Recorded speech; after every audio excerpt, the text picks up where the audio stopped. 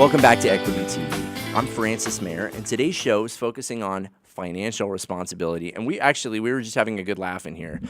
Good afternoon, almost Hello. afternoon. Yes. What's your name? Guadalupe Montez. Guadalupe Montez.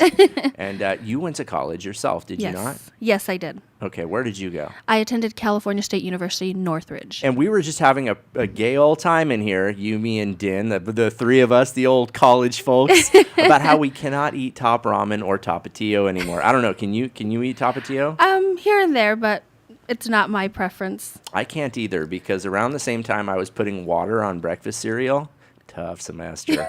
I was adding tapatio to top ramen on a daily basis because the flavor packets were, my mouth no longer recognized them unless I poured it in raw. But I'll tell you what, I haven't eaten top ramen in, I don't even remember the last time I ate top ramen. Same. Okay, right? Because we don't have to anymore. Exactly. Because we did it. But we wouldn't have been able to have this little fraternization and hear about suffering during college if we hadn't done it. And the point is you don't have to go without forever.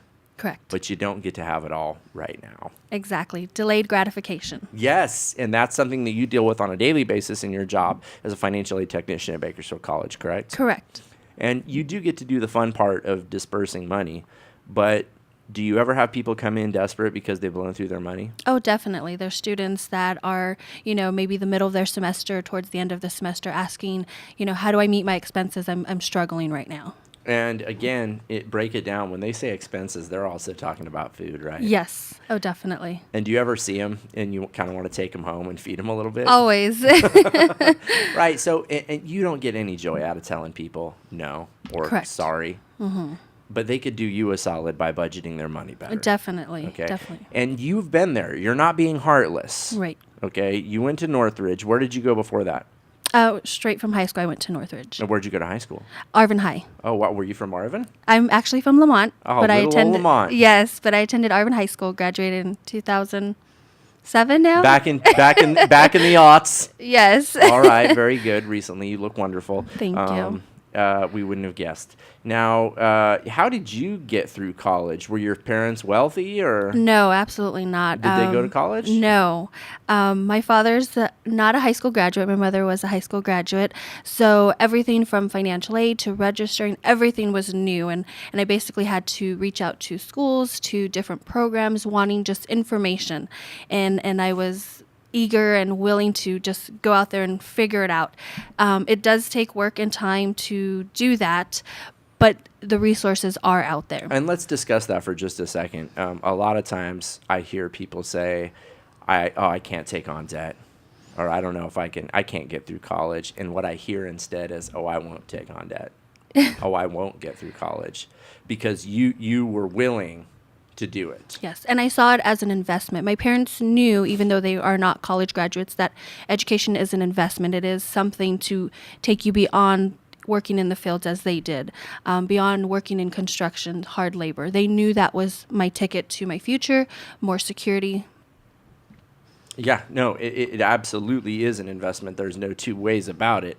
But you have to be willing to take advantage of it. And just because you qualify for financial aid and student loans, that's only like, I would say, a quarter of the battle, because you still need to go to class, you still need to spend the money correctly, and you still need to budget. How did you do when you were away at Northridge? Because you couldn't just run back to Lamont and grab a quick dinner and then head back to Cal State Bakersfield. You were yonder, right? Me personally, I'm a planner, so I knew you gave me, my classes were paid. I knew what classes to attend, but now I had a chunk of money that I needed to stretch out for 4 or 5 months till I could get a ride for Christmas break to Lamont. Get a ride. So you didn't have a car in Northridge. I did have a car, but I didn't really have that much budget for gas. So, wow. So I parked the car there for the semester, but I knew, I needed to save this $20 to $30 to just get a ride, get myself to Lamont. But definitely there was a lot of resources from the financial aid department there that they had financial literacy. They had workshops provided for us. So how did you reach out and get that help? Did you just raise your hand and say, I don't know how to do this? My first step was definitely the website. In today's day and age, you can find so much information online, and that's where I started. From there, I also had some peer mentors that helped me along the way. Definitely there were some bumps in the road. And what kind of bumps in the road? Towards the end of the month, I figured oh, I don't have that extra $50 to do whatever I wanted. So I didn't do anything for the rest of the month. I just kind of stayed in my dorm, caught up with what I needed. But I mean, I eventually learned as the years went on. Well, and there's something to be said. I know that we always feel a need to be stimulated, and we always feel a need to have something to do. But the way I remember it, and quite honestly, the way my career is now, I'm very busy. And when you're going to school, very busy. yeah, Yes. you said you caught up. It's not like you were sitting there with nothing to do. Right. You There's studied. always something to do. Yes, there is. So be honest with yourself. Yes. You're not bored. No. You just don't want to do what you need to do. Exactly. Awesome. Very good. And what did you ended up getting a degree? Yes. And then, and now you work in education.